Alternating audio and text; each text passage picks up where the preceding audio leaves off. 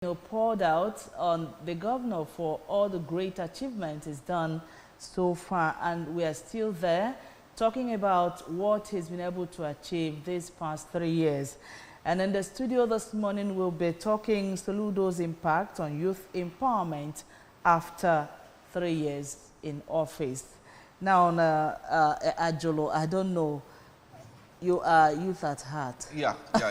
I'm youth at heart, and it's been, all-round youth empowerment in every diversification, and I'm sure that Anambra youth are once again, having that prospect of, rubbing shoulders with their international counterparts based on what is happening in Anambra State in recent time.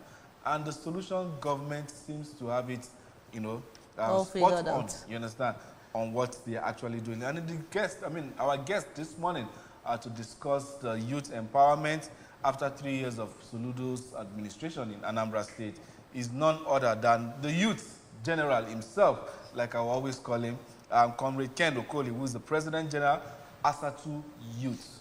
Comrade Ken, good morning. Good morning. Welcome to the studios of Good Morning, Anambra. You've been with the governor since inception. You are everywhere with the governor, fighting for the youth of Anambra State. So tell us, how has it been so far? Well, so far so good. Mr. Governor will tell you that whatever he's doing is intentional. And this is a man that got prepared before coming into office. He contested for this position in 2010. He lost. He wanted to contest again. He was told that he was not qualified because the people that had what it takes to give it to whoever that they want to give it to said that it was not his turn. And he said he was going to remain with Apuga. And that he has realized that Apuga is a party that is for the Ndibo. So he remained steadfast and continued to make his contribution until when the time was ripe, he came out again and contested and won. So you can see, he won that election November 2021, was sworn in on the 17th March 2022, but he came first time to 2010. You can see the gap. A man that was ready to even govern the state that time, didn't have the opportunity. Now when he had the opportunity that he won, you could show clearly that he was prepared. And as someone that was prepared, he looked at his antecedents, and you remember that when he was CBN governor, he was 44 years as CBN governor, and very young person. Then as he became Anambra State governor, if you look at the ZESCO members, 70%, more than 70% of them are young people. If you look at what he's doing since he came into office, you find out that mostly young people are the ones benefiting from his government. 1 year 2 skills, first phase, 5,000 people trained. After the 5,000, second phase, we had 8,000, which is ongoing now. They will soon finish their EDI training, and after that, already the Commissioner for Youth, who is also a young person. In fact, the Commissioner for Youth Development is a person that once occupied this position as President General of Asatu Youth. So he has already announced that the next phase will be 20,000 youth. If you see that, what the major thing that is causing, one of the major factors causing crime and criminality is idleness, young people. So in a proactive way of reducing crime and criminality is getting these young people to be gainfully employed, either giving them formal job or making them to be entrepreneurs where they can be able to be doing things to fend for themselves. And you can see that also one part. Then you look at the SID, Solution Innovation District, where young people are being trained on test skills so that they can even be here working for some companies abroad while they are being paid in dollars. What does that mean? Meaning that governor is intentional about empowering the young people, because he used to tell us that today is your day. Today is your day. Take charge, take control of your destiny by making sure that you are part and parcel of this administration in one way or the other. Then apart from that, you look at in the area of gainful employment in the formal sector, teachers were employed, 5,000 teachers were employed. Later, 3,000 teachers also added to the list of teachers that were employed earlier. Then, what does that mean? It means that we are no longer having the quality teachers in the private schools alone.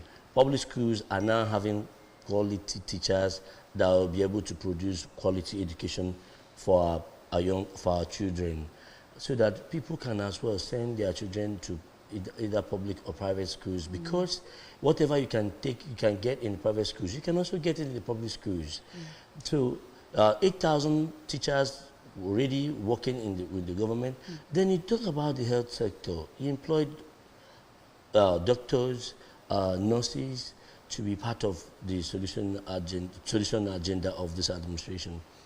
What does that tell you? It means that in the health sector, that is no longer having only the facility, also having the personnel that are required to also deliver on health care.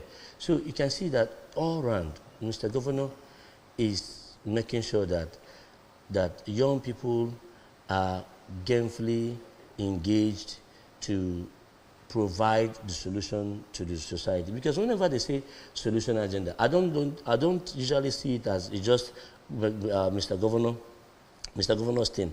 I see that it's a collective thing. Collective thing in the sense that Anambra won't kai, Anambra kai gasaf. You know, what actually do you think inspired the governor to focus more on the youth? And I hope you're not relegating the old ones to the background. No. See, Mr. Governor, look at, if you check his background, you find out that the time he became a professor was very young.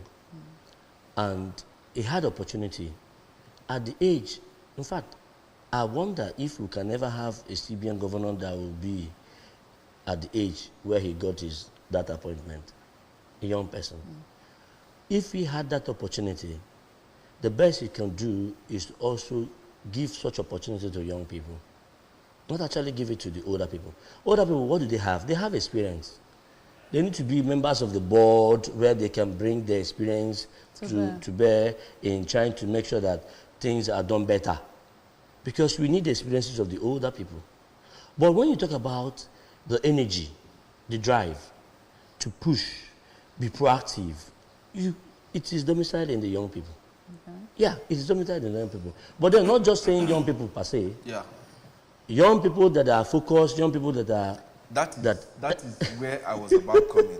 You seem to be talking so much about the governor being youth-oriented, being youth-friendly, being youth, invested. There's no doubt in promoting youth, because the youth, they say, is the future of tomorrow. But as we speak right now, taking the nomenclature of what Nigeria looks like, are the youth actually ready for this? Like now, you're talking about the one youth, two skills. I'm sure that if the Commissioner for Youth Empowerment were here, he will be telling us about certain challenges that department is equally facing. As much as the government is trying to push for these youth to actually be self-reliant, are they actually living up to the billing so that this huge investment the state government is making is actually working? Yes, I can tell you, if we were to have the Mr. Commissioner here to tell you the challenges he's facing, of course he will tell you that he will even want to give to 50,000 young people at once. But you know that the state has limited resources. The state has limited resources. So we have to make do with what we have at that time. And like Mr. Governor will say, we are doing more with less. The cost of governance is reduced to the barest minimum, because you have BPP that will make sure that whatever you're spending, there is value for that money. Okay. You see that? So then you look at the young people. Let me tell you, it's not easy to manage young people. Of course. It's not easy. I know. It's not at all. You take yourself as a youngster under the tutelage of your parent or your mentor at some point in life. Yeah. You will understand that there is this mentality that we want to just jump, fast track things and just make it happen now. And that's what we're having. This get rich quick syndrome that has already engulfed the mind of the youth of not just Anambra, but Nigeria. You understand? How do we begin to reorientate them in order for them to be prepared for the responsibility that we are doing with this huge investment? Okay, look at the thing. We are not just watching. We in the youth constituency, we are not just watching. We are actively involved. How? If you look at the 5 key pillars of this administration's blueprint, which is tagged solution agenda, you see, first, security, law and order. Second, infrastructure and economic transformation. Then third, social agenda and human capital. Then fourth, governance and value system. Then fifth one, environment. Now, we looked at the 5 key pillars and paid attention to this 4th key pillar, which is governance and value system. Why government will be seriously talking about the leadership style in the area of governance? But for us, it is not the responsibility of the government to determine the value of the people. It is the people that will determine their values, identify their values, build consensus on those values, and be able to propagate these values, use them as templates for orientation and reorientation of the young people. We took responsibility for that. That value system, that's why I said that, you see, this template of this solution blueprint is something that is so dear to our heart, because we find a space in that agenda. The value system, it is our own responsibility. And we now know that as the leaders of the young people, we have a key role to play. What is that key role? Not only identify the set of values that guide us as our articles of faith in the Anambra project, we also have a responsibility to see that the orientation and reorientation of the young people is our key responsibility. Very, very important. We have the institutions all over the world. We have the 7 key components of the society that drive the system: citizenship, institution, family institution, religious institution, educational institution, business institution, community institution, and government institution. All these institutions, they have their roles they play. And for us as leaders of the young people, we know that the educational institution, community, family have a key role to play in the orientation and reorientation of the young people. Now, we have identified a set of values that will guide us as our articles of faith in the Anambra project. And what are this set of values? Number 1, fear of God. 2, patriotism. 3, self-reliance. 4, discipline. 5, life. 6, truth. 7, liberty. 8, justice. 9, community. 10, dignity of labor. 11, religious and ethnic tolerance. And 12, love. I can tell you, America was founded on 4th July 1776. The foundation of America, you could Google it, the foundation of America was laid on the 10 core values. Let me also give you an instance. UK was founded on, in 1707. The foundation of UK was built on 10 core values. I can tell you the 9th value of UK is to make the whole world speak English. The 9th value of US is to make the whole world to be under them. You can see these countries are today still existing. And have they achieved their 9th value? Yes. We are speaking English. Is the UK made it so? Is their agenda? We are referring America as the number 1 nation of the world, or number 1 nation of the world, or police nation of the world. It is their agenda. Then I can ask you, what is our agenda as a country? Okay, now. But then there's something. All right. Anambra is the light of the nation. We are not the one that made that choice, but the leadership at the time changed the Anambra slogan from home for all to light of the nation, and we keyed into it. You know why? Because we know that time will come when we We have to tell a different story that will inspire the younger generation to do better. And that light has been shining. And that's what darkness have not been able to comprehend it. Exactly. All right, let me now bring in this, because that has been my concern. You know, since this youth empowerment by the Solution administration began, the first batch was 2,000. The second one is 5,000. No, first batch 5,000. Okay, 5,000. Second batch 8,000. 8,000. Okay. Yeah. Now, my question is, you know, how has you guys been able to ensure that the right youths of Anambra get to, you know, be part of what is happening and, you know, making it go round, and not if maybe some people that have taking part in the first one coming to take part in the second, or maybe because of connection or what have you. I don't know if you people are making sure, are trying to, you know, get all the youths across all the constituents in Anambra State to be part and parcel of what is happening in the youth empowerment under Soludo administration. You know, Mr. Commissioner for Youth Development, Brother Patika Hamba, that young man is a workaholic. I give kudos to him. He is thorough.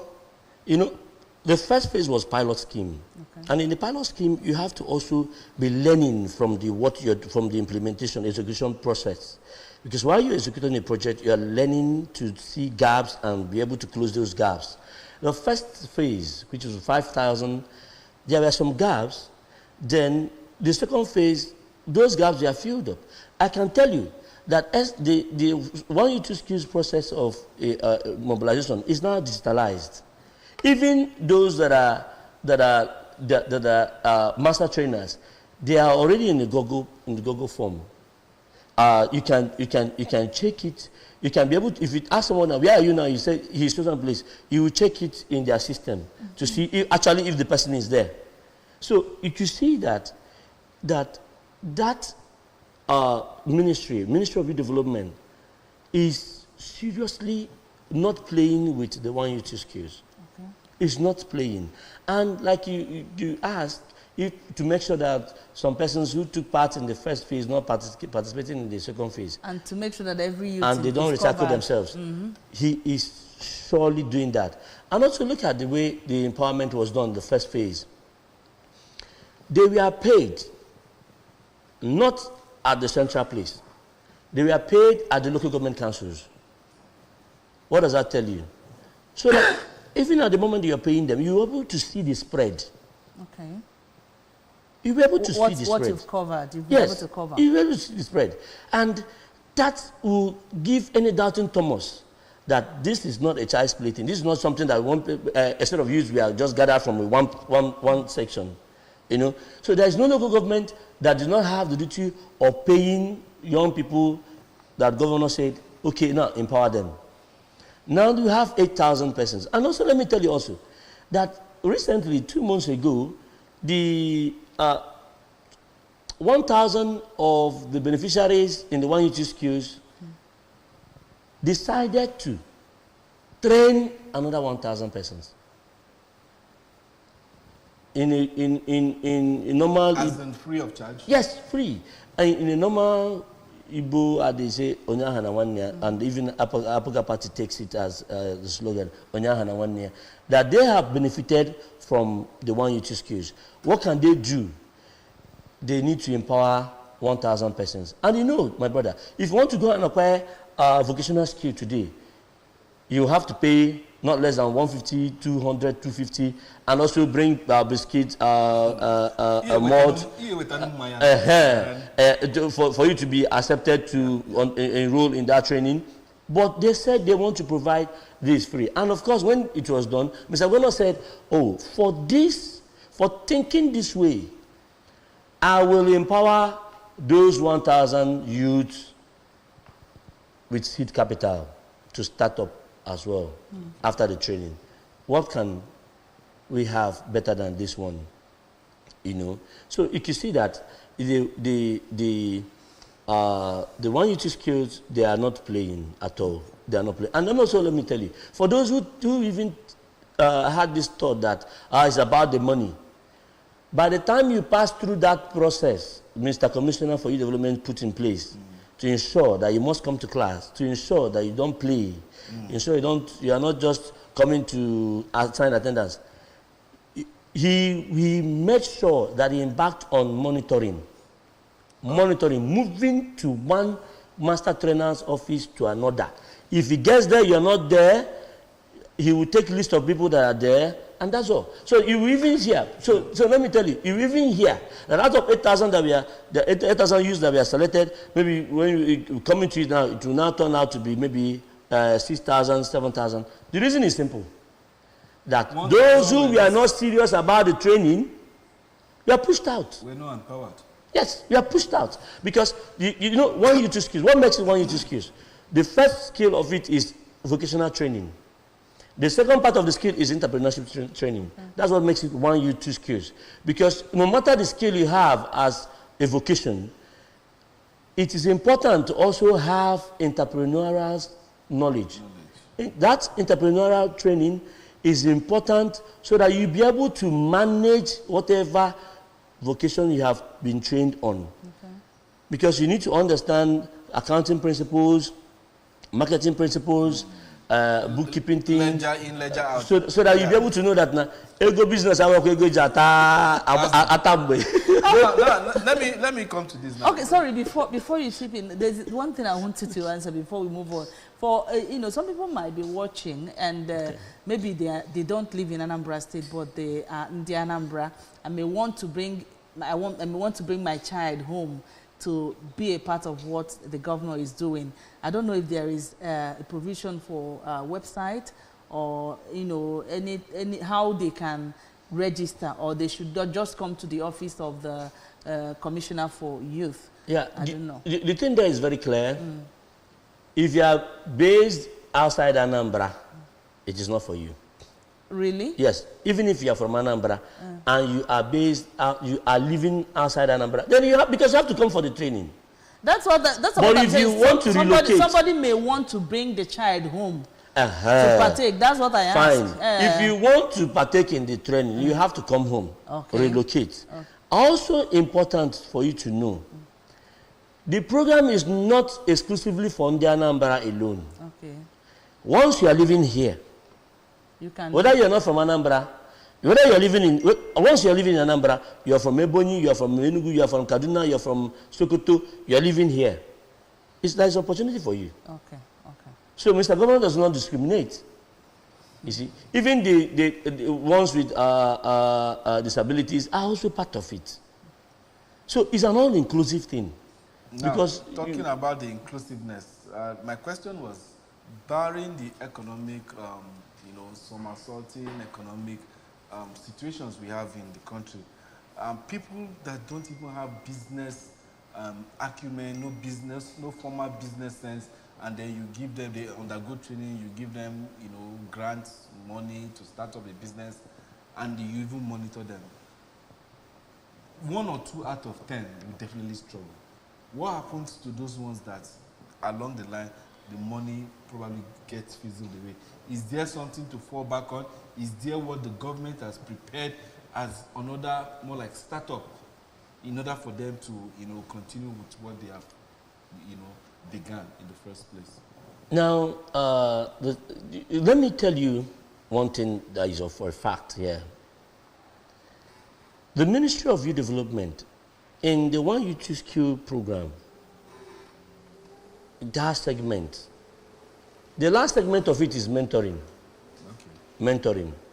And it is in the mentoring process that you're able to know those who are succeeding and those who are failing. Those who are struggling and those who are excelling. That's the mentoring process, because that mentoring process is where you are going to be reaching out to these people one-on-one, knowing their challenges, knowing how to also give them push, knowing how to also guide them. That's the mentoring process. Ministry has developed a template for that mentoring process. Now, I believe that by the time the second batch, they are passing out, the mentoring package, which is the last segment will be fully implemented, whereby out of 5,000 youths who we are giving seed capital to start, where are they today? How are they faring today? Of which the ministry will be able to play with that number. Now, you also come into, you know, the 8,000, they are want to be also be given seed capital after this. But the 5,000, you'll be able to say, how are they faring? But from, I can tell you, if out of those 5,000 persons, trained, empowered, 1,000 of them said they want to train 1,000, is a yardstick you can use to measure how successful that program is. Because it takes someone who has something to give something. You cannot give what you don't have. You must be on the stage of strength in order to give someone something. You cannot be struggling so hard to talk about empowering another person, because you will not have time for that. Do you get? All right, I think at this point we are going to take a very short break. If Joyce joined us, this is Good Morning Anambra, and we are talking about youth empowerment as this administration has clocked 3 years in office, with Ken Okoli in the studio. We take a very short break. We'll return after now to join us again.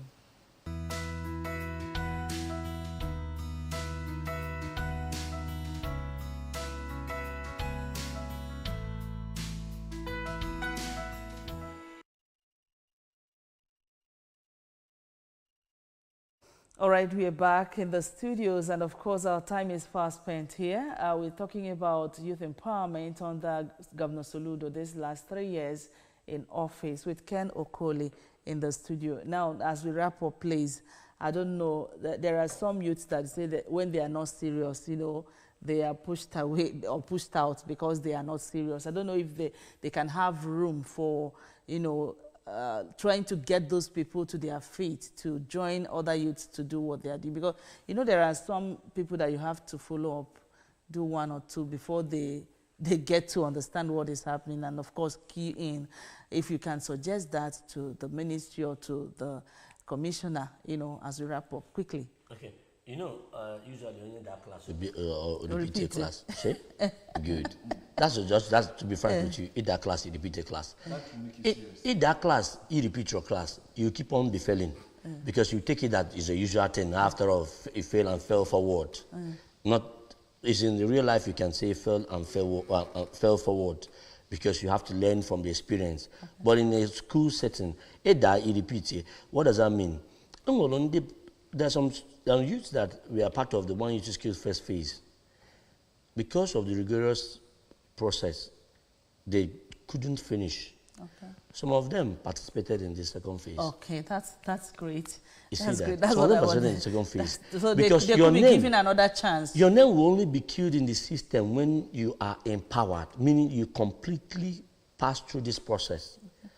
You see? So if you did not completely pass through this process, your name will not be included in the system as those who are successful in the One Youth Skills project.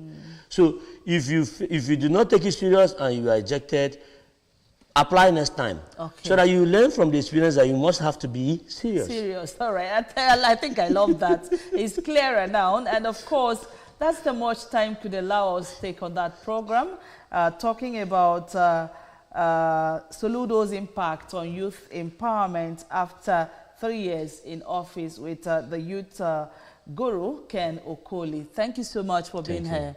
Thank you. Ajolo. Well, we want to say a very big thank you to you for the laudable things you guys are doing with our youths, in Anambra youths, giving them the bright future and then positioning them to be the lights of the nation. Well, thank you so much for being here. Next time, we'll definitely call you when we want to talk about things like this. We're still celebrating and back 3 years of Soludo in power. Thank you so much.